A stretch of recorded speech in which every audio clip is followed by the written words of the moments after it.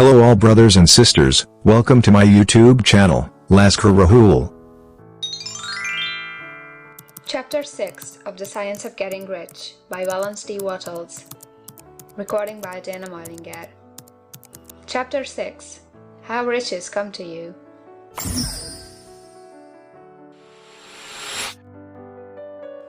When I say that you do not have to drive sharp bargains, I do not mean that you do not have to drive any bargains at all, or that you are above the necessity for having any dealings with your fellow men. I mean that you will not need to deal with them unfairly. You do not have to get something for nothing, but can give to every man more than you take from him. You cannot give every man more in cash market value than you take from him, but you can give him more in use value than the cash value of the thing you take from him.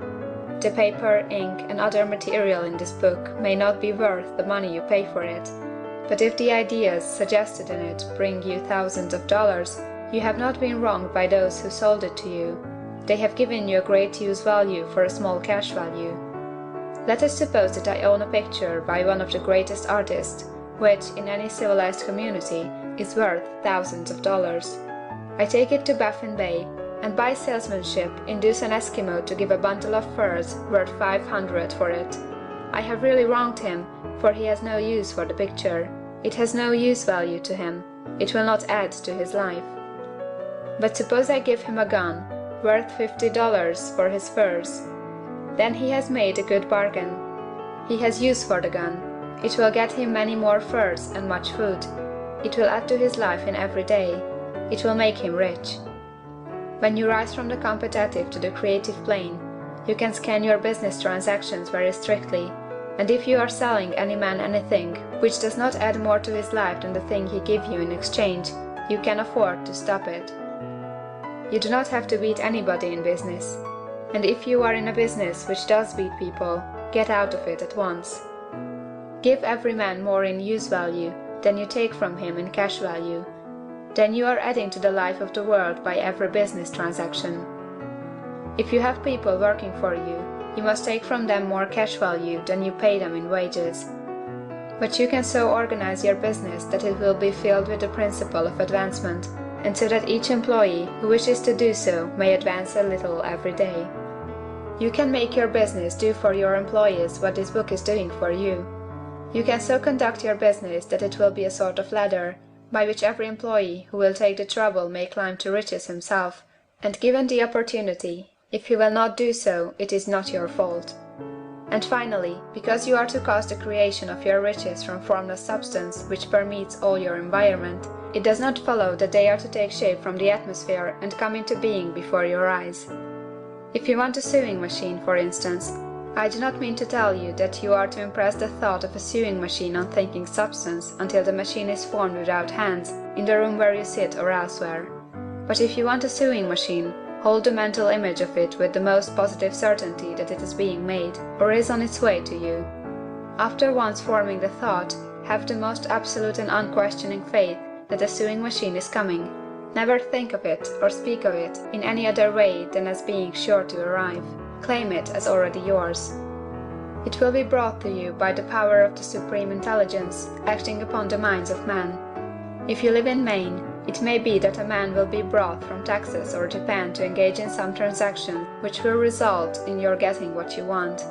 If so, the whole matter will be as much to that man's advantage as it is to yours. Do not forget for a moment that the thinking substance is through all, in all, communicating with all, and can influence all.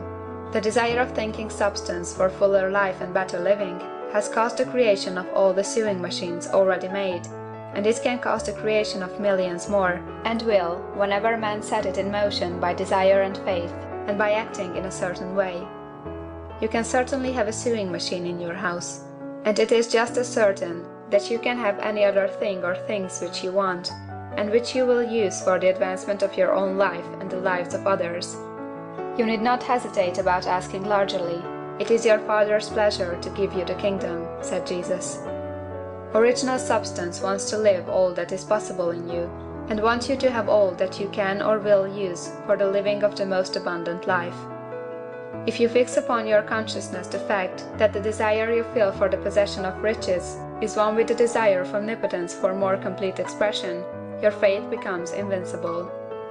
Once I saw a little boy sitting at a piano and vainly trying to bring harmony out of the keys, and I saw that he was grieved and provoked by his inability to play real music. I asked him the cause of this vexation, and he answered, "I can feel the music in me, but I can't make my hands go right." The music in him was the urge of original substance, containing all the possibilities of all life. All that there is of music was seeking expression through the child. God, the one substance, is trying to live and do and enjoy things through humanity. He is saying, "I want hands to build wonderful structures, to play divine harmonies, to paint glorious pictures. I want feet to run my errands, eyes to see my beauties, tongues to tell mighty truths, and to sing marvelous songs," and so on. All that there is of possibility is seeking expression through man. God wants those who can play music to have pianos and every other instrument, and to have the means to cultivate their talents to the fullest extent. He wants those who can appreciate beauty to be able to surround themselves with beautiful things. He wants those who can discern the truth to have every opportunity to travel and observe.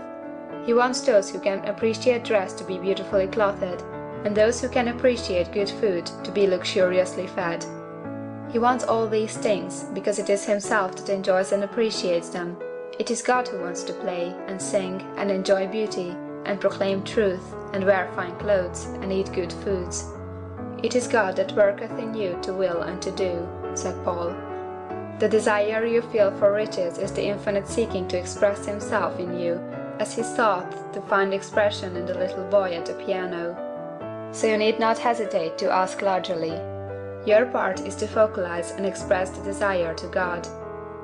This is a difficult point with most people.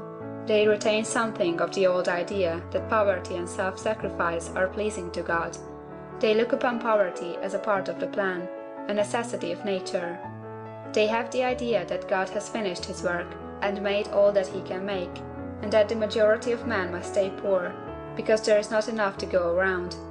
They hold so much to this erroneous thought that they feel ashamed to ask for wealth. They try not to want more than a very modest competence, just enough to make them fairly comfortable. I recall now a case of one student who was told that he must get in mind a clear picture of the things he desired, so that the creative thought of them might be impressed on formless substance. He was a very poor man, living in a rented house and having only what he earned from day to day, and he could not grasp the fact that all wealth was his. So, after thinking the matter over, he decided that he might reasonably ask for a new rug on the floor of his best room and an anthracite coal stove to heat the house during the cold winter. Following the instructions given in this book, he obtained these things in a few months, and then it dawned upon him that he had not asked enough. He went through the house in which he lived, and planned all the improvements he would like to make in it. He mentally added a bay window here, a room there, until it was complete in his mind as his ideal home, and then he planned its furnishings. Holding the whole picture in his mind, he began living in the certain way, and moving toward what he wanted, and he owns the house now, and is rebuilding it after the form of his mental image, and now, with still larger faith, he is going on to get greater things. It has been unto him according to his faith, and it is so with you and with all of us. End of chapter 6.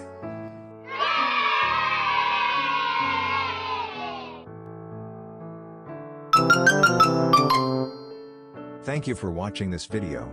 Thanks for your valuable time, my dear brothers and sisters.